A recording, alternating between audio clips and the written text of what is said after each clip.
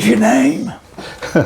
Pardon? What's your name? Oh, James D. Whitehead Jr. or J.D. Oh, they already filming? Yeah, we're filming okay. that. Yeah. All right. Yeah. How old are you?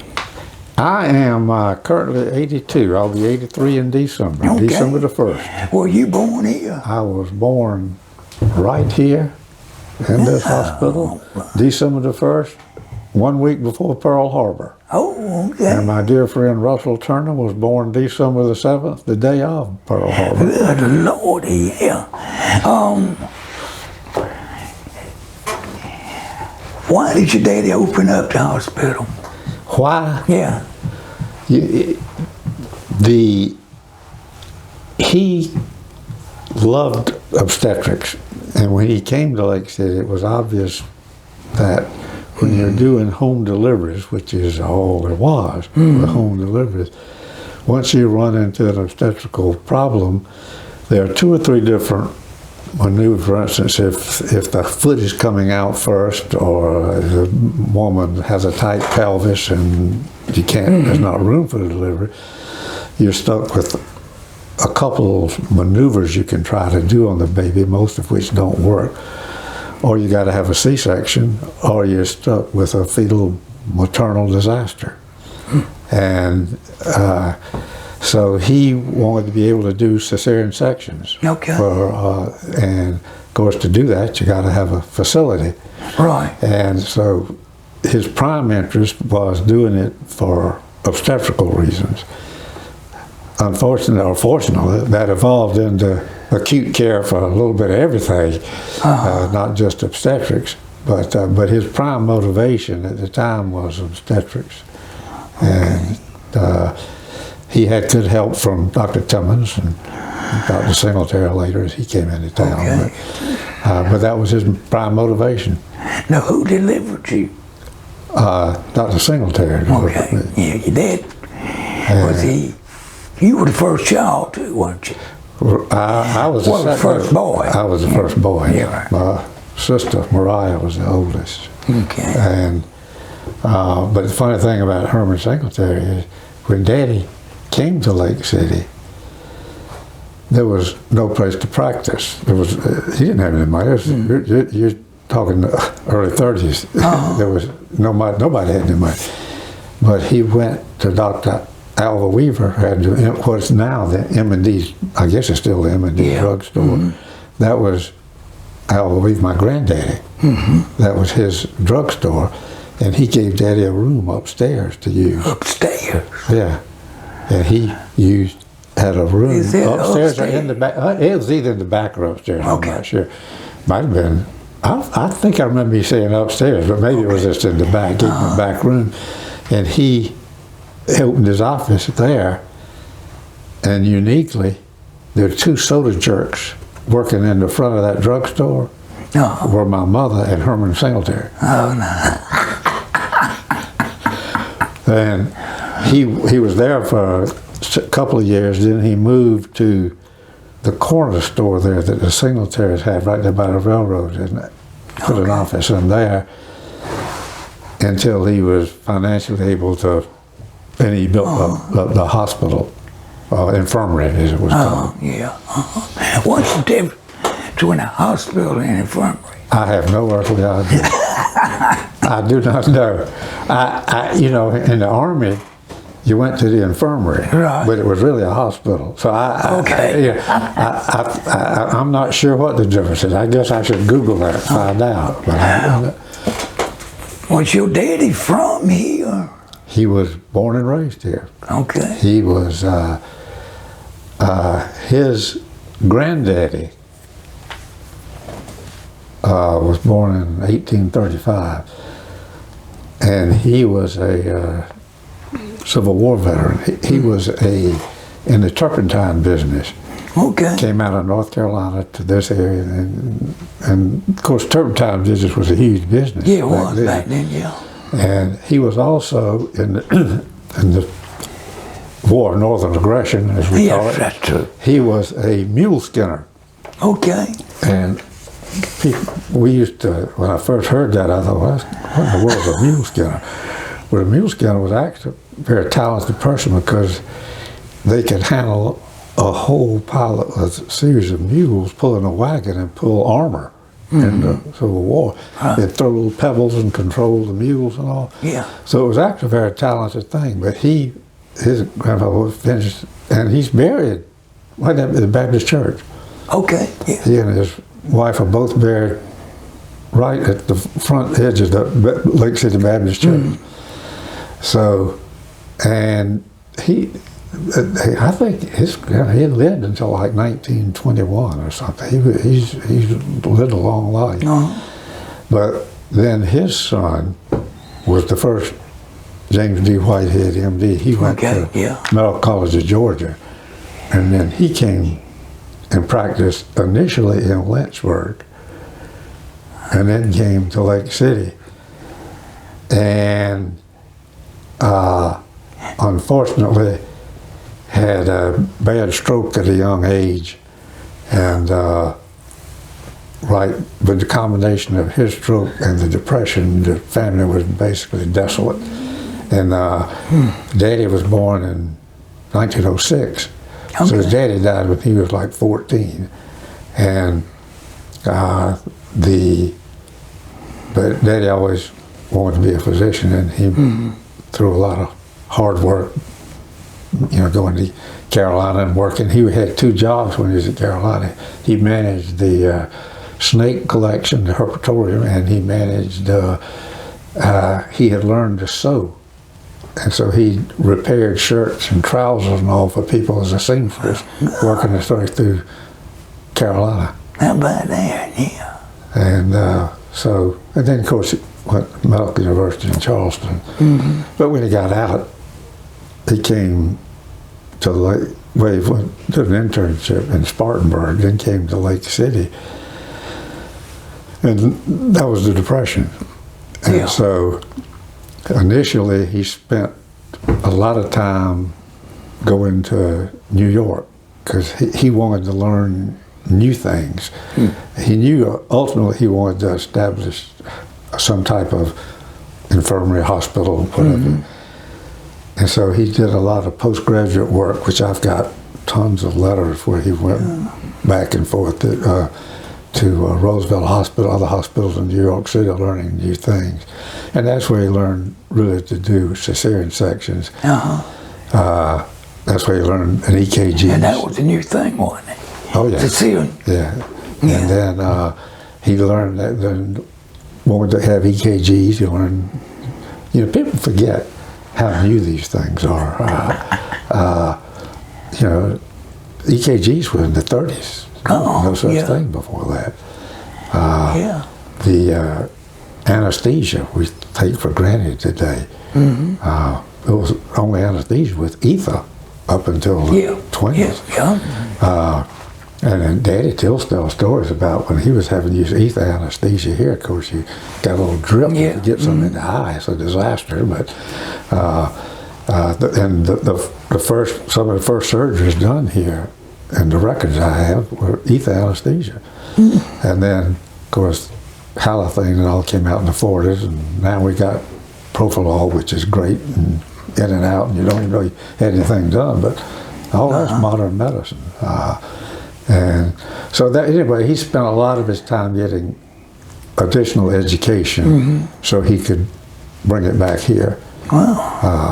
And of course, at the time, you could barely make a living here anyway. Nobody could. There was talk to any of the people that went through that era, and let's say they all.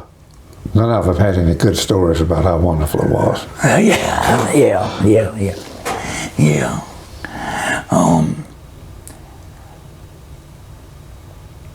What is your profession? I'm retired. Well, you know what I'm saying. I started out I went to Davidson College, and I went to Medical University in Charleston. Went to University of Alabama for internship in internal medicine for 2 years. Then this was Vietnam year, and the Army wanted me, and so they drafted me. And I served 2 years in the service, one at DMZ, and I was a doctor at Panmunjom for 13 months, and then Fort Rock, Alabama, and then I decided I didn't want to do internal medicine. I wanted to do radiology. So I went to Wake Forest and in Winston-Salem and did 3 years of radiology there, and finished and then stayed on the staff for a while and went to practice in Lexington, South Carolina, at a little small new hospital there that had about 60 beds and a little small brand new county hospital. And now it's a 500 bed major medical center. Yeah, that's wonderful. But so it's been a lot of fun. And I'm retired, and that's a lot of fun too.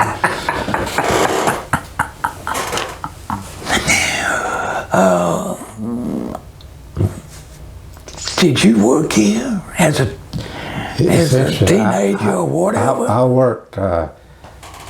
worked here when I was in college in the summer. I would work. He taught me. I did EKGs.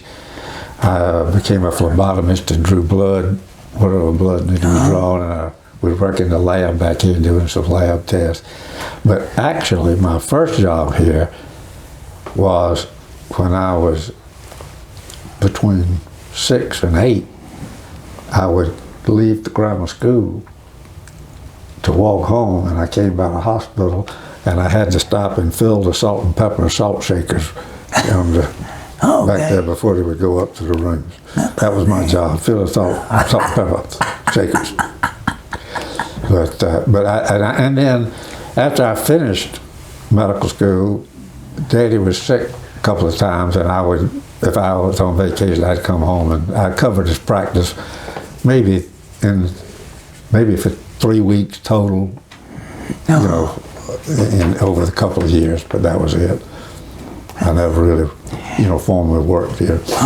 Tell me about your experiences as a child growing up in Lake City. I don't think a person could have had a better childhood than growing up in Lake City.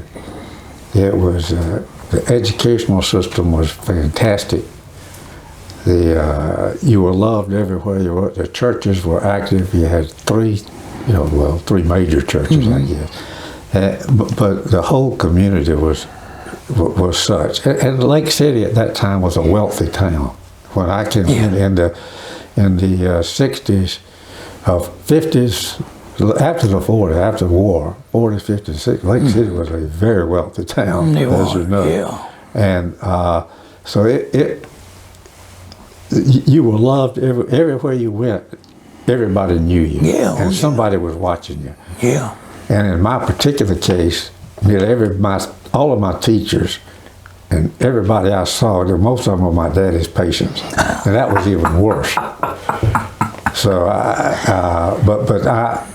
I cannot concede that a child could have had a better loving childhood, not just at home, but in a community than I had growing up.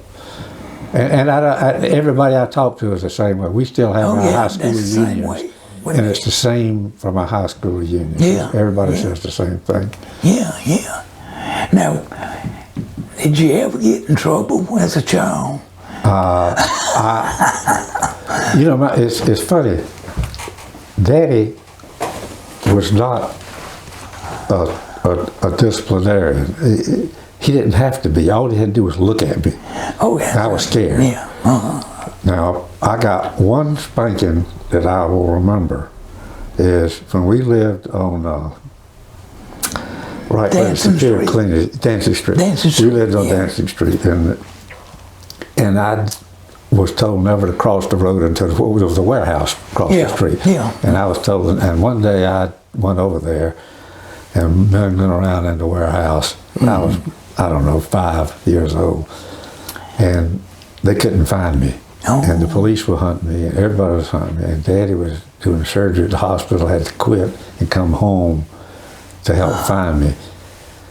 And they did find me, and he told me hoped to never have to spank me but once, so I would remember it the rest of my life. And I remember it. I never went back across that street. Oh, yeah. And I still don't like to cross that street. but only other time, I came home one time and had a B in conduct. Oh, my Lord. And he looked, and of course, in those days, when you came, every time you came home, your parents had to sign your report card. Yeah. And they looked at it various, and he looked at that, and he saw that B in conduct. And he looked at me and he said, you got all A's and you got a B in conduct. I said, son, let me tell you something. The good Lord gave you a good mind. But I can train a monkey to behave. Yeah. I don't ever want to see another one of those B's. God. And he never did. but he set his expectations, and you were supposed to do that. Oh, yeah. And you did. The standards were high. You did it out of respect. Yeah. It wasn't fear. Oh, yeah. I didn't want to respect this, but it was really out of respect that you were expected to do this. I got beaten by my neighbors more than my daddy did. Yeah, Mr. Raymond Askin took me in the back and wore me out one day. Well, back in those, that was a very effective method of. Oh yeah. Sometimes, even when I babysit my grandchildren, which I do, well, they're mostly grown now, but I always told my kids, I said, I want to babysit them. I love it. Makes my day every day. Yeah. But my rules, and they're going to respect that. Yeah. And I never had to spank one though. Oh, good. But I would. Oh yeah. Oh man. Now that last interview you were talking about, Mr. Cook. Tell me about Mr. Cook. Well, my daddy he was a product of the Depression, just like your parents. Yeah. And he never wanted to go through that again. And so Daddy was a workaholic. He would work, if it took 24 hours a day, that's what he was going to do. He loved medicine, he loved what he did, but he didn't have time for a lot of family time. Now, most of our family time was, we would come home, Daddy would get home 5:30 or 6, we'd eat, and then he'd take a couple of us in the car and go out and go out making calls. He made calls every night. We'd go to Hannah, we'd go to Hemingway, we went to Johnsonville, Hog Eye, you name it. We went, Moore's Crossroad, you name it. There's no surrounding community that I hadn't been to 50 times for Dad to make calls at night. And as a result, he wanted the boys to learn other skills. Because he didn't have time to Daddy was a great woodworker, he was a fisherman, but he wanted us to learn everyday good things in life. So I was an apprentice to Mr. Willie Cook. From the time I was... Who was Mr. Willie Cook? Mr. Willie Cook was originally from Mobile, Alabama. Willie was not an educated man. He was just brilliant. He had more common sense, and he was a mechanical genius. From Mobile, Alabama, and he told me, he always said, he came to Lake City, had one job to do, and never made enough money to leave. And he ultimately really became mayor of Lake City for many years. I don't know how many years, but at times I was dealing with, he was the mayor. And they didn't have any children. He and Miss Amber didn't have any children. And so I was kind of his toy boy. He would teach me everything that he could possibly do. He taught me mechanical, electrical. He taught me carpentry in his own unique way. Now, Willie had an occasional alcohol problem that was well known, and for a certain week or two, he was out of action. No. He worked for C.B. Askins for years, but he really just did jobs. He did a lot of the planning for Lake City for the water system and sewer system and all that back when he was mayor. But anyway, Daddy, he apprenticed me to Willie to learn how to get along in life. And I spent many hours. Willie, by the way, did all the maintenance on this building. He put in the heat, that wasn't in the air at the time, put in the heating unit and any of the maintenance in this building. Willie always did it. And when I went fishing with him, I would go fishing with Willie Cook, my daddy, Tom Stackhouse, and Bubba Dixon. Oh my Lord. So I think Daddy was interested in my personality becoming a combination of Willie Cook and Bubba Dixon, which was wonderful for me because they were all great people. Okay, who was Bubba Dixon? Because there's some people that won't know who Bubba Dixon was because, you know. Bubba Dixon was there was a Dixon Lumber Company here in Lake City, and I'm not sure who started it. I think it was probably Big Cap Dixon, Bubba's dad. And Big Cap used to fish with us too. But he was married to Ellen Dixon. No, Richardson. Ellen Richardson, which is next door here. Right. And Ellen Richardson's daddy sold this piece of property to Daddy to build the infirmary. It was his garden, and he sold it to Daddy at a good price so Daddy could get the hospital built. And uniquely, the first person that had surgery in this hospital was Ellen Richardson, Ellen Dixon. Yeah. So, anyway, she was married to the Bubba, and Bubba was, he was a very talented, he had a great voice, singer, and his mother had been an opera singer. My word. Big Cap's wife, Bubba's mother was an opera singer at one time. And so, anyway, he ran Dixon Lumber Company, and you kept time in Lake City. If you didn't have a clock by the mill whistle going off for the shift changes. And so Bubba ran that company. I don't know when they finally closed that business. I'm not sure. But he had daughters who you know well. Mary, Mary, Jane, and Spencer, his son. Yeah, that's right. And his son is in Orangeburg, or dentist in Orangeburg. And interesting enough, how these things work out, but his son, Spencer has a son who's an orthodontist, who's a friend of my son, and my son's an orthodontist. Good Lord. So and he's in Greenville or somewhere in Greenville. Orangeburg, I think. No, Spencer's in Orangeburg. Right. But the son, I think, is orthodontist in Greenville or Spartanburg. I didn't one know. of those. But just amazing how you cannot go anywhere in this South Carolina and not have some kind of Lake City connection. I know. It's impossible. Yeah. When I moved into Quail Hollow, a little subdivision behind the Lexington Medical Center, we moved in there, and we went to the first little neighborhood homeowners thing. There were two people from Lake City. Yeah.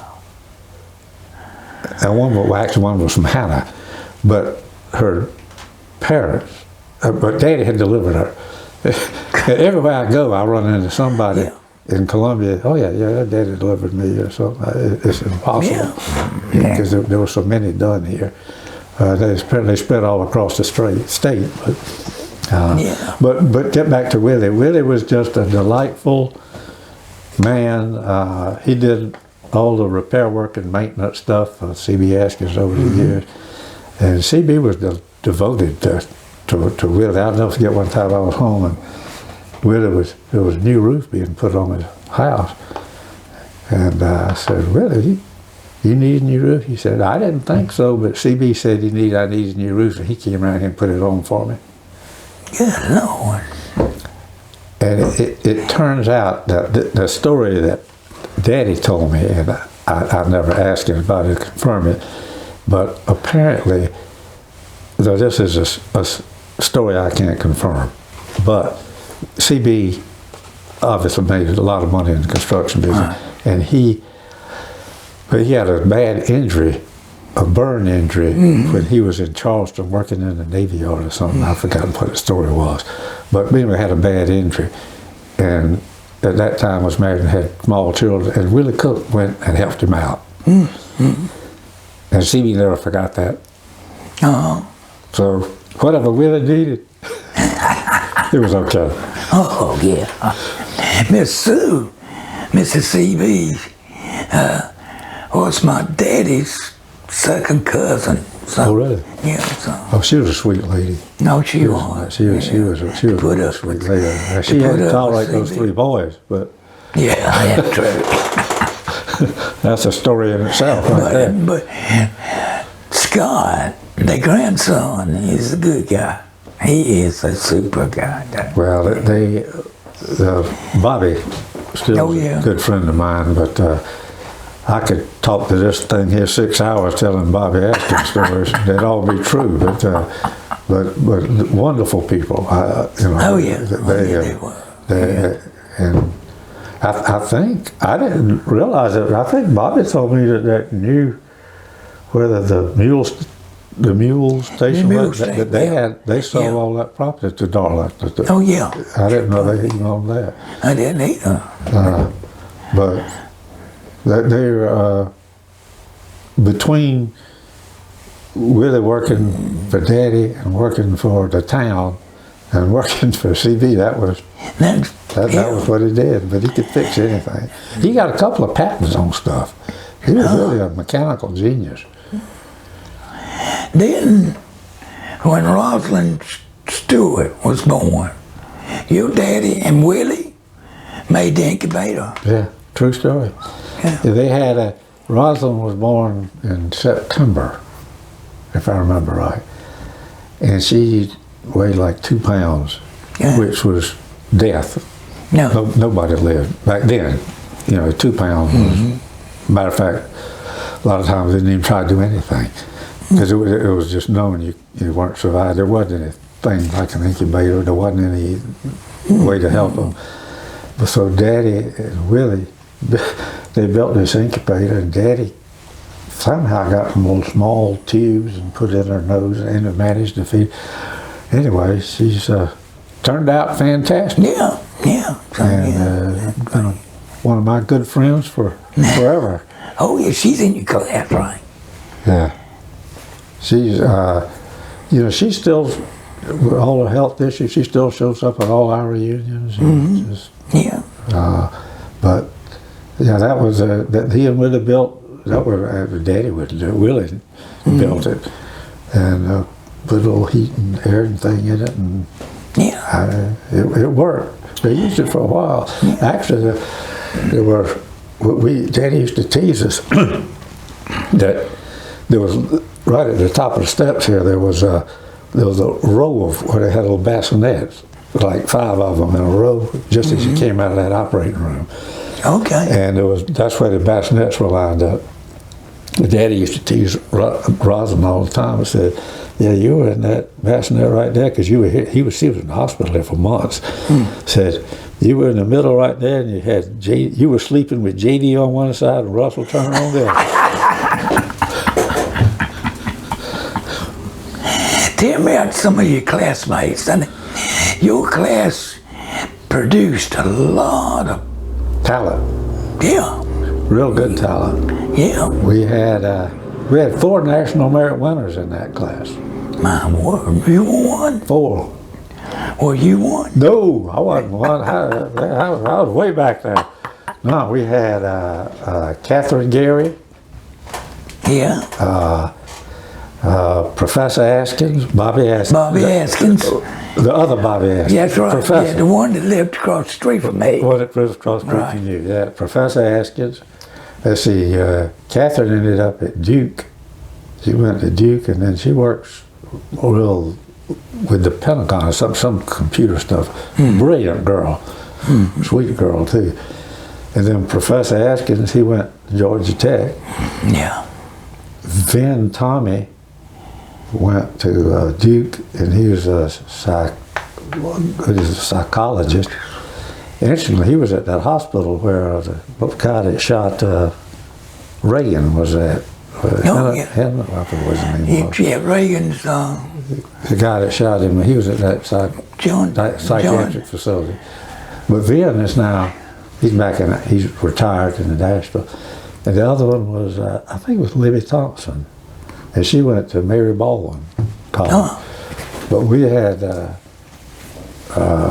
very talented class. Yeah. Athletically, they were very talented. Yeah. And obviously otherwise too. But we had 100 people in the class, and I think we have like 48 alive. Oh, We've lost 52. that's pretty good. But we have a class historian, keeper-upper named Reggie Brazenton, Yeah. Professor Brazenton. That's right, yeah. And he's in charge of everybody, so he keeps, our class is very close. Everybody's in contact. Oh, that's great. That's wonderful. The time somebody's sick, everybody knows about it. Yeah. 3 or 4 weeks ago when Sonny Mac had the heart problem, I get I knew that night. I get it. I get his messages all the time. Yeah. Yeah, well, you get Reggie. Every morning. It keeps your computer burning. Yeah. Oh, yeah. Yeah, he loves doing it. Now, what did he do? Reggie has had a fascinating career. He's a physicist. A physicist. Yeah, you didn't know that, did you? I did not know that. He is his degree is in physics, and he started out at Clemson and ended up at Carolina, and then his wife is a mathematician, is a teacher, very, very bright, super girl from Atlanta, and so he got his master's and PhD at university, and he got into. He's been chairman of. I may not have this correct, but he's been chairman of like 2 or 3 different departments there. The last one was the media arts department, and so Reggie knows all of the people in journalism and photography and computer stuff, because that was his area. He trained all those people. So he's got fantastic contacts with a lot of really great people around the state. And when you get on his daily computer, you'll meet a lot of them. You will. I love it. I am not lying when I say this. Every morning, the first thing I do is check my cell phone, and I'll have at least 4 to 6 messages from Reggie of something that happened the day prior and something I need to check on. And it's all fascinating. Oh yeah. And I wish I had the across the board. Sometimes it's the war in Ukraine. Sometimes it's a definition of some word that he heard that I'd never heard of. Yeah. But anyways, fascinating guy. Yeah. Last question. What about Roy Cromer? Tell me about Cromer. Roy, old dad. Yeah. I used to, when I was in medical school or college, I'd call home I guess later on when I was even in practice, and I would say to her, "Mama, how's Roy doing?" And she would say, "Well, I guess he's doing good. He just rode by the house with all 4 boys hanging out the windows." And Roy, unfortunately, I had to do the eulogy at his funeral. I don't like doing those things. I'm not. Yeah. Number one, he's too good a friend. And number two, I'm not good at it. Yeah. But Roy never met a stranger. Hell yeah. Yeah. He had all this coach speak stuff that he had learned over the years. And literally, when he died in Columbia, several of the restaurants, including the Chick-fil-A, put on their marquee outside a message about Roy Kroll. Yeah, I saw one. Yeah. Yeah. Roy had, he was a fantastic athlete. You name the sport, he could do it. He never was very good at golf, but other than that, he just had great reflexes. And of course, his primary talent was in baseball.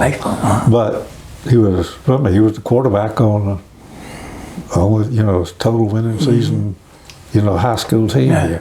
He ran track, guard on basketball team, excellent.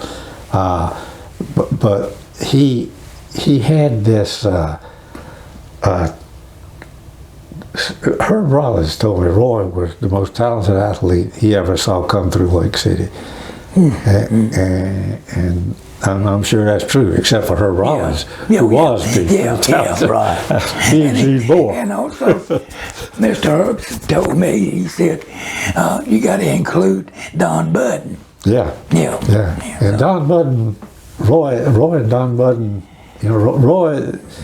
The thing people didn't know about Roy, everybody knew of his athletic abilities and the sons he produced, all of which have played pro baseball. All of them. And you got one that's finishing university now that's a baseball player. There's going to be another one coming in 2 years. There'll be a pitcher there, another grandson. But Roy had tremendous health problems, and he never complained about it. He wouldn't mind me telling this because we talked openly about it. Roy had, everybody complains about a colonoscopy. Roy probably had 80 during his life. He had some GI tract problems. But interestingly, he developed significant cardiovascular disease, and he used to tell me, he said, I got a stent in my body for every grandchild. I got 11 grandkids, I got 11 stents, which was true. But he would call me.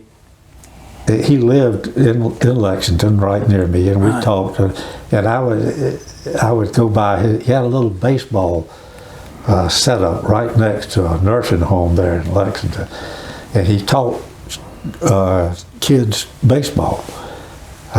This is up until really the week before he died. I mean, he was teaching, and every time he would go in the hospital, all he wanted to know was, JD, will I be able to throw a baseball when I come out? Because he loved to pitch to children. And he had this batting pitching set up, and he kept it at his funeral. All these young kids come in, and this was during COVID. Yeah. They would still, right as COVID was in, and all I want to talk about was, old Dad taught me this, old Dad taught me this, old Dad taught me. He had this tremendous influence on the young children. There's one boy, Patricia Hanna's boy, Duke Hanna's boy, Jimmy. He loved old Dad. Oh, old Dad was. Man. And it didn't matter if they were black, white, green, or yellow. No. All he wanted to do was teach them baseball, and he was literally every day I'd be coming home, not every day, but I'd stop and talk to Roy and watch him pitch to the kids for a while, and he spent time with some kids with disabilities to help them out. I mean, he was beyond generous to a lot of people. But he was tight as a tick. No, he was tighter than that. He was tighter than that. There was no tick could ever squeeze money like Roy Kroll. In high school, he had a car And if you wanted to ride somewhere, put the quarter or 50 cents in the thing. You got to pay to ride. He was he could squeeze a nickel and make a dime, man. He had some boys at school that painted his car.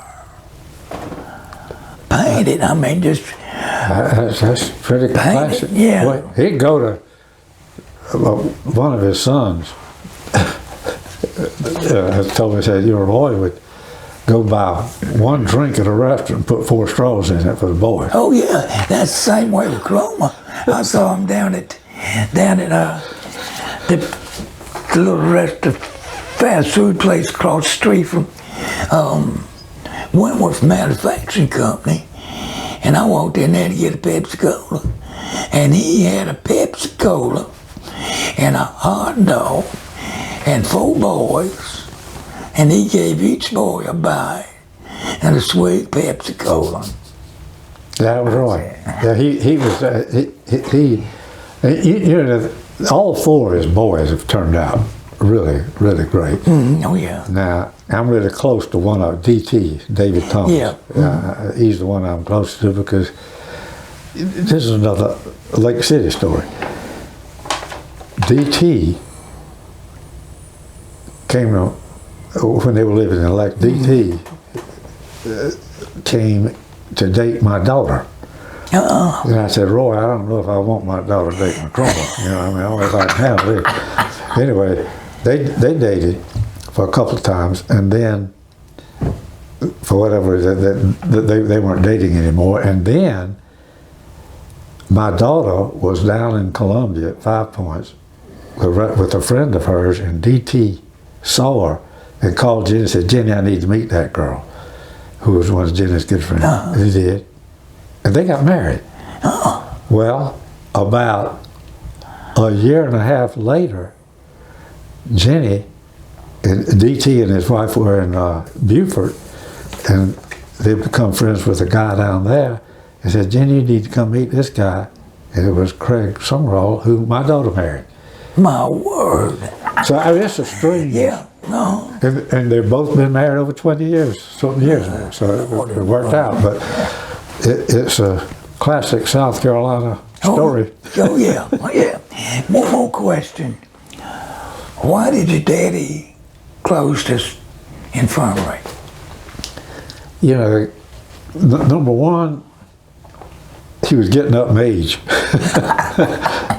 Number two, Daddy, he had had back surgery for disc, which this is another story on medicine. You know, nobody knew what a herniated disc was. First disc surgery was in the late 1930s. People think that was something known forever. First disc, everybody used to have some tumor in the spine or something. So, you know, we forget how things have changed over medicine. Like, if you had pneumonia, you get antibiotic now. Yeah. First antibiotic was 1941. Yeah. Penicillin was in 1941, but it wasn't available to the public until 45 because the Army had it, rightfully had it. Yeah. So in 1941, if you got pneumonia, you had an 18% chance of death. Good Lord. If you had a little boil, a carbuncle boil on you, you know what? All you could do was open it up and hope it drained. Yeah. There was no antibiotics to treat. So people remember, like 1945, all of a sudden you could get penicillin, and the death rate in pneumonia went to less than 1%. Yeah.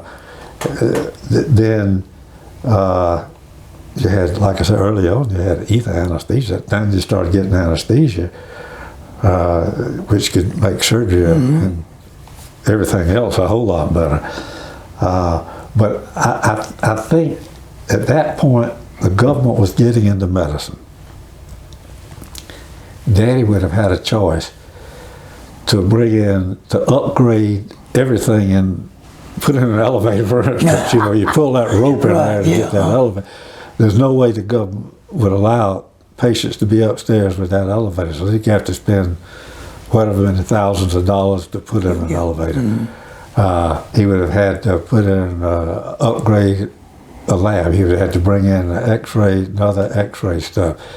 He would have had to put probably the equivalent of several $100,000 to it, and probably bring in a surgeon. Well, where do you find a surgeon at that time wants to come to Lake City? And so he just decided, you know, at my age, I'll just close this and run a practice.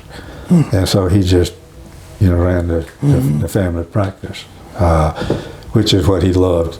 Anyway, and of course his life became much better because the night calls went down. But remember, Daddy, there weren't any, like people think, well, where do you get an obstetrician? Well, it was 1950 before the American Society of Obstetricians was established. I mean, that wasn't something, I mean, people forget specialty in medicine is a new development. Matter of fact, when I was at Winston-Salem in 1970, that was the first ER doctors.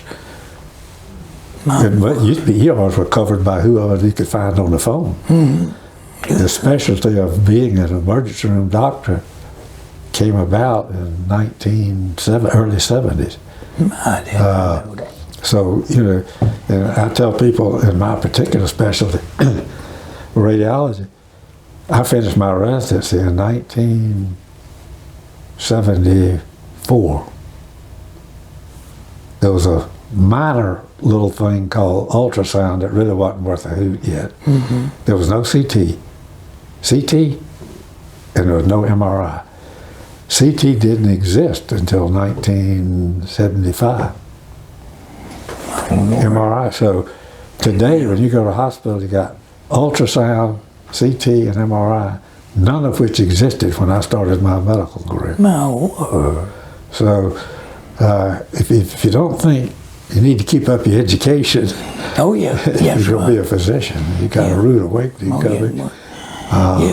But I think maybe it was a financial. Daddy he wasn't willing at that age to commit to a financial commitment to upgrade. And he also knew, I think, he never told me this, but I think he knew that it would have to be bigger and have a lot more room than the 14 or 16 beds that were here. It was going to require a lot more room, and it would have been a heck of a financial commitment.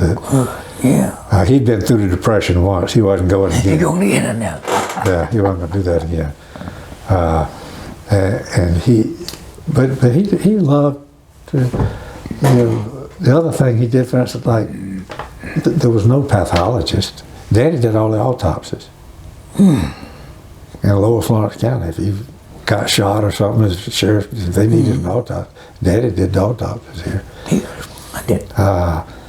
And all the bad wrecks that they needed. But, you know, and the other thing that was changing was the malpractice arena was changing. And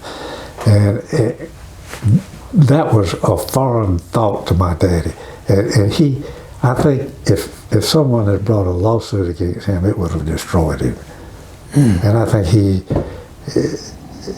knowing that as specialists were developing, one of the cardinal rules Daddy taught me, the day I decided I was getting into medicine, he said, son, know what you do well and do it.